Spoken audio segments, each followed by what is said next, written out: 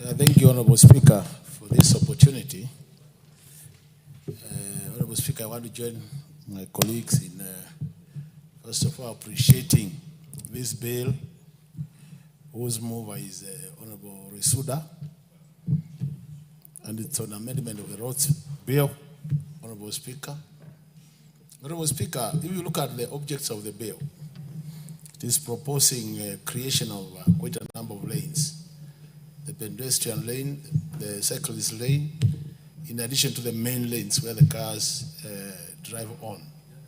Honorable Speaker, a lot of the colleagues have said this bill should have actually come many, many years ago. Because anytime you drive on our roads and you see what is happening, you start seeing the need for this bill. Honorable Speaker, a lot of us have traveled outside this country. And some of the countries we have gone to are not even very advanced countries. They're either our level or even below our level. And when you look at the design of the roads, it is very impressive. About a month ago, I was in Rwanda, Honorable Speaker. And that is a country, as a pedestrian, anytime you walk, Speaker, you are so sure that you will reach wherever you are going safely.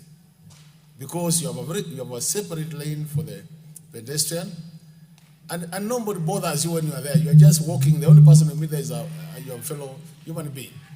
But here, Honorable Speaker, you realize that even as you drive on our roads, there is nothing called order, you know. Pedestrians are crossing all over the place. Motorists are crossing, that is the motorcyclists. And even bicycles, Honorable Speaker. So at times you are focusing on the car ahead of you, Honorable Speaker. And then all of a sudden, a motorist is crossing. And you know there are some, Honorable Speaker, who have no discipline. They run as if they are doing 100 meters, Honorable Speaker. So by the time you realize this is happening, you see somebody has already been knocked down. And if you look at the statistics, Honorable Speaker, it actually confirms that we have a problem.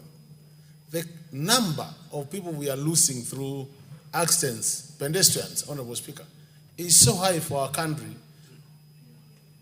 like ours, looking at our population and looking at our economic level, Honorable Speaker.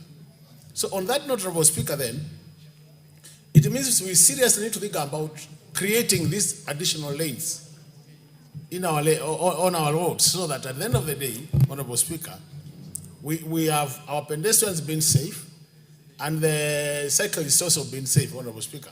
But there's a problem in this country. And this is most of the problem is encroachment of the road reserves, Honorable Speaker. You know, Honorable Speaker, anytime I always ask myself, it looks like by the time God was creating us as Kenyans, land was so scarce that every Kenyan wants land irrespective of where it is, Honorable Speaker. Because we have encroached to our road reserves to an extent that you even have no space to create these additional lanes. And that is going to be one of the challenges. And to make things worse, Honorable Speaker, you realize that even those who have encroached and they know it is government land, they will still be demanding compensation. Now, you want government to compensate you for government land. And any attempt to enforce so that you push these people out of the road, then it is always becoming very political. If it is in towns, you find our MCs are saying you can't touch this land, and our fellow MPs here are saying you can't touch this land, and they know it is government land. So I think as a house, we need to agree that if we need to create these additional lanes, the first thing we need to do is to ensure that government land which has been encroached by either the land grabbers, Honorable Speaker, is released for that purpose. The other thing we need to do, Honorable Speaker, we need also to challenge our designers, Honorable Speaker, because I cannot believe that some of the countries I go to, and I see the way the roads have been designed, I cannot believe that our own designers cannot match that standard, Honorable Speaker. Kenyans, we pride ourselves to be very educated, Honorable Speaker, and we have serious engineers in this country. I always ask myself, is it that they don't know? Is it that they don't want? Or is it that the budget doesn't allow to get such roads? But all said and done, Honorable Speaker, the sooner we get these lanes, additional lanes to our roads, the better for our country. And I like what Honorable Shakila said, that it doesn't have to be, it is not very expensive because you don't have to put the footpath for pedestrians, does it have in terms of quality, does it have to match the quality of where the cars will be driving on? Because a human being, I don't think anybody can go up to 200 kg. Hardly can we have a human being going up to 200 kg. So, Honorable Speaker, it means we could actually get this at a very convenient cost. In that case, it will help, and more so for the cities. Now we have quite a number of cities. We have Nairobi, we have Nakuru, we have Eldoret, we have Mombasa. We can start with the cities and then move to the other towns which are upcoming. In that case, we'll be helping our people and we'll reduce the statistics in terms of those who are dying as a result of being either knocked down by vehicles or any other accidents happening in our roads. Because once you separate the pedestrians, the cyclists and the motorists, automatically you reduce the number by almost to a very low percentage, Honorable Speaker. And that will be good for this country because you'll have our people living longer and being able to participate in economic activities. So with this one remarks, Honorable Speaker, I once more want to thank Honorable Resuda for this bill and say that I'll be supporting this bill, and I urge your colleagues to support this bill so that we can now have these lanes constructed. But also, when it comes to budgeting, Honorable Speaker, we also need to provide more resources in terms of budget so that we have the money to construct the lanes. I support, Honorable Speaker. Thank you. Yeah, those who have been questioning why Clause 9 states what it states, if you listen to Honorable Dr. Makali Mulu, you now understand. It's a lot of, land acquisition and reclaim to be done if we are to realize this as intended. The Honorable Robert Basil. Thank you, Mr. Speaker, for allowing me to contribute to this particular amendment bill. Allow me from onset to thank my friend and the Honorable Lesuda for actually bringing this amendment number 31 of 2024 to allow cycling lanes as well as pedestrian walkways, Mr. Speaker. This particular bill amendment reminds me of a very renowned author, Kenny Walibora, who actually authored the book Siku Njema. This gentleman died because of lack of pedestrian walkways, because he was knocked down, and that is how he met his death. So we lost a very serious brain in this country because of lack of walkways. I also happen to know a very renowned lawyer by the name Aja Olubai, who was also hit when crossing Thika Road because there are no pedestrian walkways, Mr. Speaker. So it is very clear, Mr. Speaker, this bill is very critical because it manages accidents that are occasioned by absence of cycling lanes as well as pedestrian walkways, Mr. Speaker. If you go to First World, Mr. Speaker, you'll agree with me that their engineers do factor this when designing their roads. But our engineers, unfortunately, they don't consider this, Mr. Speaker.